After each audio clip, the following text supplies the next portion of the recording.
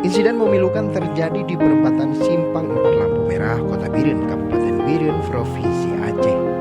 Seorang anak berusia 2 tahun bernama Dara Anissa meninggal dunia setelah terlindas truk.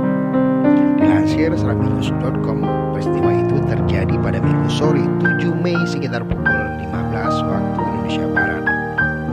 Pihak kepolisian setempat menyebutkan insiden itu terjadi saat minibus yang ditumpangi korban bersama neneknya berhenti di lampu merah bersamaan dengan kendaraan lain.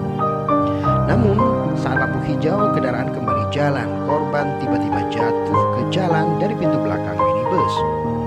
Di saat bersamaan dari arah belakang, sebuah truk langsung melindas tubuh korban dan korban pun meninggal dunia di lokasi. Diketahui korban bersama abangnya yang masih berusia 5 tahun ikut bersama sang nenek dengan menumpang angkutan umum jenis L300 dari Kecamatan Samalanga menuju ke Kecamatan Pesangan, Kabupaten Biren. Sang nenek Mardiah mengaku tidak mengetahui pasti bagaimana cucunya itu jatuh dari pintu belakang angkutan umum yang ia tumpangi. Menurutnya, selama dalam perjalanan, kedua cucunya itu selalu berada di sisinya. Kasus kecelakaan ini telah ditangani pihak kepolisian Resor Biren. Belajar dari kasus ini, para orang tua tidak boleh lengah mengawasi anak-anak saat berkendara.